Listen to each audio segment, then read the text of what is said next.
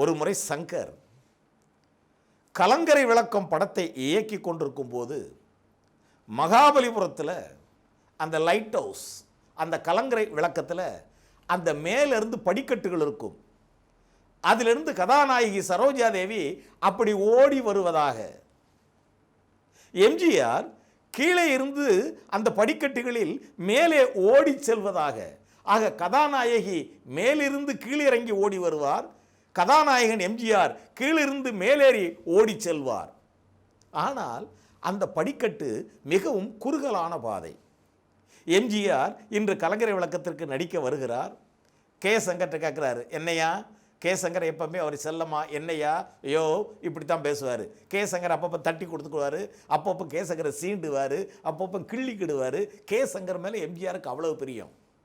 எம்ஜிஆரை உச்சந்தலை முதல் உள்ளங்கால் வரை நன்கு ஆராய்ந்து அறிந்தவர், எம்ஜிஆரின் குணாதிசயங்களை உணர்ந்தவர் கே சங்கர்.